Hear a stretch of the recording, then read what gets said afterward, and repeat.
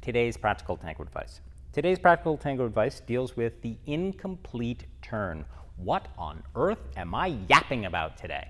The incomplete turn is something that happens quite frequently at every milonga you've ever been to. As a matter of fact, you see it so often you don't even notice that there's an issue going on here. I want to show you the idea.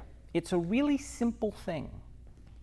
The incomplete turn. Now, mind you, we're displaying this in open embrace, but typically this happens in close embrace as well. I mean, you see close embrace more often than open embrace, so you're going to see this. So the incomplete turn is this idea. Yes? Look what's happened. Look what's happened.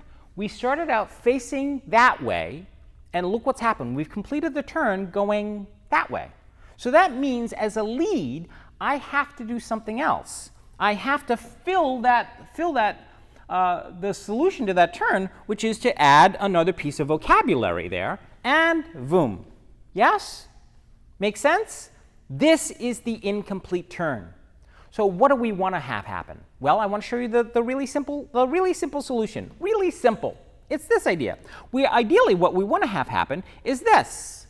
Boom, boom, boom, and we walk out of it. Yes? That's the complete turn. Now, you're going to say to yourself, Miles, I can do that. Well, yes, you can, because there's this line of reasoning, Tango line of reasoning that says that this is entirely a lead issue and it has nothing to do with the follower in any way, shape, or form.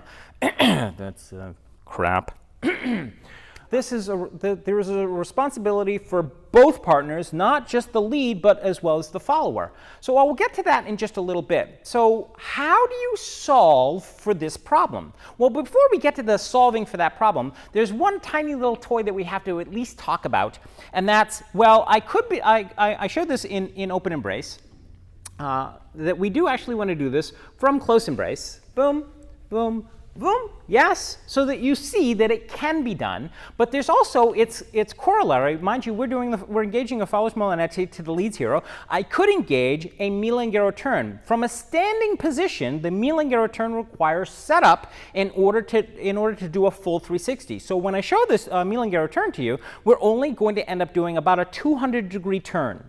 And that's if the follower does a few dirty crosses to accomplish the goal. So what am I talking about? I could engage a little bit of setup, and we get a back cross. That really is a dirty cross. Side step and a forward cross. Yes, and we end up going a little. We only end up doing a 220, and that's if the follower is doing dirty crosses, as she so rightfully did at that point. Is this desirable? The answer to the question is no, it is not. We don't want to engage dirty crosses to accomplish that goal. So the end result of here that we are looking for is obviously to do a full 360. So how do you solve for that tiny little problem? Here's how you solve for the problem. What we do is I want you to pay attention to something that's kind of sort of important here. It's the follower's back step to their molinete.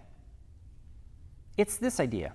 If we were to break up the turn into three components, and that's their back step, their side step, and their forward step, which means there should be only three steps. What should happen is a 120-degree rotation on the first step. So that means disassociate, apply disassociation, and boom. Anna's gone 120 degrees from where she was.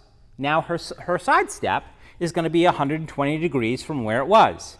And her forward step will be 120 degrees from where it was, so we end up with a full 360. That is ideally what we're looking for. So this isn't necessarily a lead issue, it's a follower issue as well. The lead component here is something that we do actually have to talk about, and it's this idea. Now, I'm going to ask Anna to engage the embrace, but she's not going to do anything with it. As a matter of fact, she's going to stay right there, and I'm going to step slightly away from her. She's not going to go anywhere. She's not going to do anything. Because there's my component to this, which is I'm going to disassociate.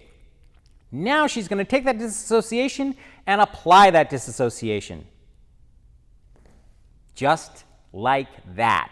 So what should happen is that I'm actually leading that turn. Why am I yapping about this? Because typically what ends up happening is this idea, is that I is the lead thinking that I am leading the turn, and we get a lazy man's turn. And it quite literally leaves the follower behind me, so that when they do their thing, yeah, okay, and I'm just sort of pulling them along. We don't necessarily want this. Now, there's another reason why we don't want to engage this idea, and that has everything to do with using my arms or my hands to push the follower into this. What am I yapping about? I could do this. And we don't necessarily want that, and the reason we don't necessarily want that is because it makes the follower feel like a rag doll. So the end result of all of this is that if you have engaged a full 360, what should happen, the cumulative effect, what should happen is that each and every couple that's doing this would make the ronda move, shall we say, a little bit more smoothly and a lot faster than it is today. What's happening right now with a whole bunch of milongas all across the world is most leads are only engaging half turns. So we get this idea, where we get boom, boom, boom, and now I have to engage some crazy piece of vocabulary to get me back into my lane of dance, and that as a cumulative effect slows down the couple behind me and the couple behind them and the couple behind them over and over and over again. So we end up with a tiny little problem. All right, that is your today's Practical Tango Advice. Thank you very much to Anna for her time and her immeasurable patience putting up with me yapping about this. And thank you for your time and your patronage in hearing me yap about this thing ad nauseum. And I look forward to seeing you and you in class. Bye! Dun, dun, dun, dun. There you go.